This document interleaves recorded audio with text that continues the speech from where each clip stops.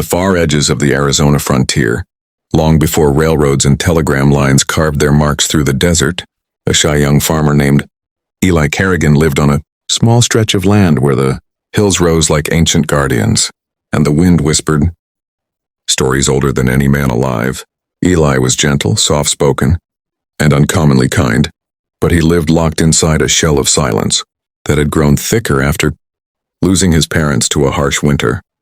He tended his little farm alone, speaking mostly to his mule and the old cottonwood tree his father once tied prayer ribbons to.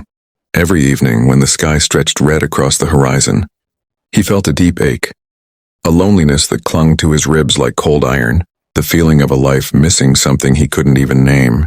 It was during one of those evenings, when he carried a bundle of corn toward the barn, that he first saw her, a silhouette on the ridge, tall, unmoving, watching the valley as if she belonged to its heartbeat.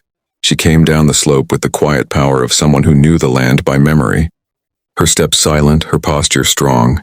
Her name, he would later learn, was Taya, a young Apache woman from a nearby community, known not only for her unusual height but also for her fierce intelligence and her refusal to bow to anything that threatened her home or her people. Her brown eyes reflected the fire of the sunset, and her long dark hair moved with the breeze like a living banner. Eli froze when she approached, unsure whether to fear her, greet her, or run, but Taya simply looked at him with calm acknowledgement, the way one might greet the wind, not as a stranger but as something familiar. She told him she had tracked a wounded horse into the valley and asked if she had crossed his land. Her voice was steady and deep, and Eli could barely get his answer out, stuttering until she offered a soft smile that somehow made him more nervous.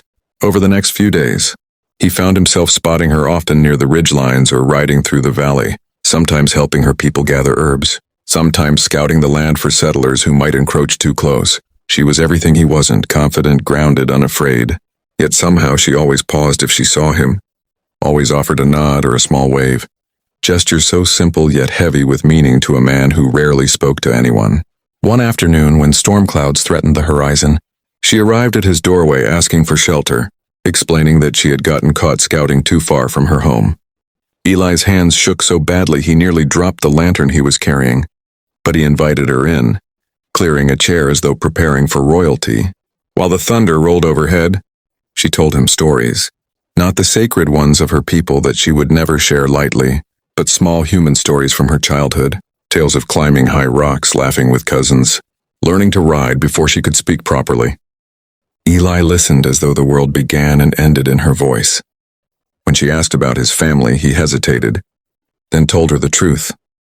How quiet the house had become after they were gone, how heavy the nights felt, how the land sometimes seemed too big for one man to hold together. She didn't pity him. Instead, she told him gently that the land never belonged to one person alone, that loneliness wasn't a weakness but a wound that could be healed. Her words stayed with him long after she left. As the weeks passed, their encounters became less accidental and more like two people circling the same unspoken truth. Taya brought him herbs for his cough after a cold night, showing him how to brew them properly. Eli repaired part of her saddle when it tore during a long ride. She began to tease him softly when he stumbled over his words, and he found himself laughing around her in ways he didn't know he still could. But not everyone in the frontier welcomed such a bond.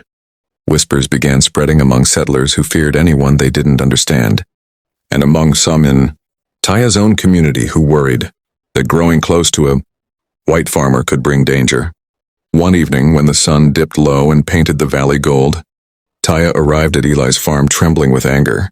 She had overheard a group of settlers talking about forcing Apache families out of the region, and they had mentioned Eli's land as the starting point for their expansion. Eli felt guilt twist in his gut.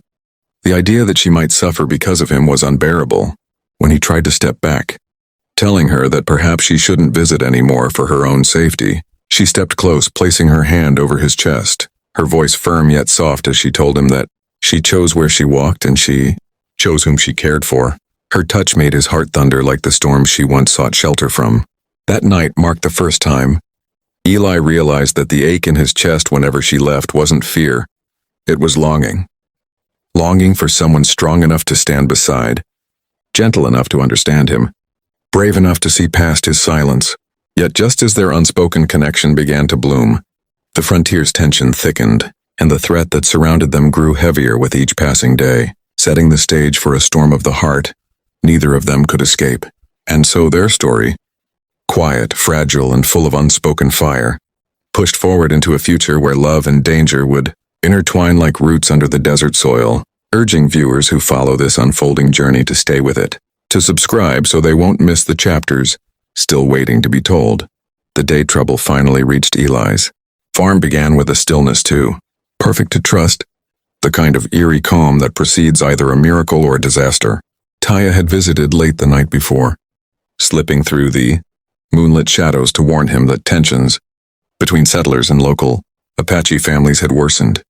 Eli, exhausted from repairing storm damage to his fence, had walked with her along the edge of the field, their shoulders almost touching, their words low. She had told him that some within her tribe feared a violent clash was inevitable, and that she had argued fiercely against any retaliation, insisting that not all settlers deserved to be seen as enemies. Eli knew she was speaking of him even if she didn't say it.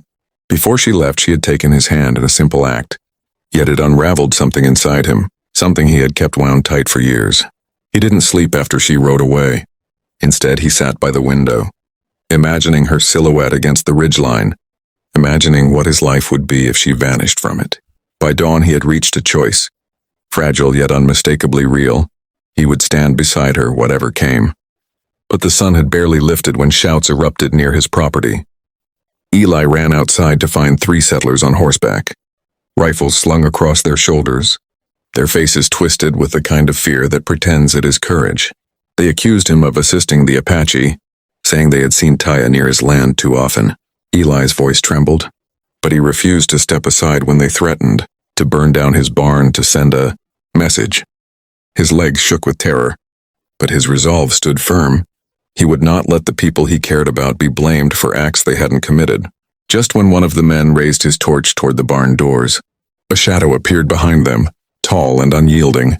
Taya emerged from the ridge, her posture straight, her jaw set, her bow in hand, though, pointed toward the dirt. She called out for them to leave, not with rage, but with a steady fire that made even the horses hesitate.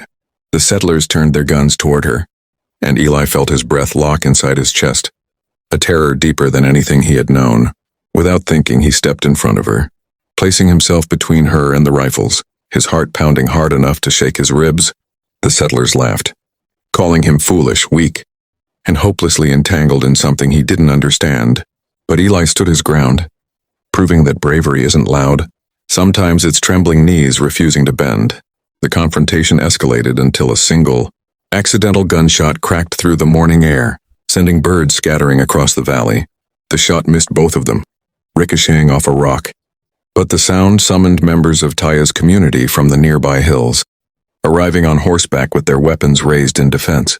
For a brief and dangerous heartbeat, it seemed everything would plunge into violence. Then Taya stepped forward, commanding the moment with a voice that carried the weight of someone who refused to let fear write the end of their story. She urged both sides to lower their weapons, insisting that no one's blood needed to stain the earth that morning. Her courage dissolved some of the settlers' bravado, and her people, trusting her judgment, eased back their bows. Slowly, tension loosened, though not entirely. The settlers backed away, issuing threats of complaints to the town marshal. But they left without lighting the torch again.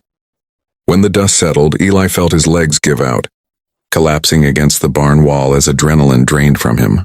Taya knelt beside him, her breath unsteady, not from fear but from the near loss she had just witnessed. In that raw, fragile moment, she touched his face gently and told him that she hadn't expected him to stand between her and danger, but she would remember that he had. Eli admitted in a cracked whisper that he couldn't bear the thought of losing her, and the admission hung in the air like the first warm breeze after winter. Taya didn't speak right away. Instead, she leaned her forehead against his, and in the intimacy of that gesture they found an understanding deeper than words. They were no longer just 2 lonely souls crossing paths. They were bound by choice, by courage, by the fragile, powerful thread of love. But their challenges didn't end that morning. Rumors spread quickly, bending truths and twisting motives. Some settlers accused Eli of treason. Some members of Taya's community questioned whether alliances with outsiders could ever be safe. Days grew heavy with uncertainty, but both of them pushed back against the tides of fear. Eli worked tirelessly to repair his farm while helping mediate disputes between small groups of settlers and local Apache families willing to listen. Taya visited often, sometimes bringing news, sometimes bringing laughter, sometimes simply sitting beside him in silence as the wind moved through the valley like a living spirit. Their bond became a quiet rebellion, a love that defied the expectations of a frontier carved by suspicion. Eventually, the marshal arrived to investigate the incident, and through testimony from both Apache and settlers who supported peace, he dismissed the accusations, stating that Eli and Taya had prevented a violent outbreak rather than caused one. With tempers cooling and harvest season drawing near, the valley slowly began stitching itself back together. One evening, when the sky painted itself in deep oranges and purples, Eli took Taya's hand and walked with her to the cottonwood tree that had been part of his family for generations. There, beneath its sheltering branches, he finally confessed openly that being without her hurt more than the silence of all the years he had lived alone. Taya, who rarely let her emotions show, allowed tears to fill her eyes as she told him that she, too, had felt something growing between them long before she dared name it.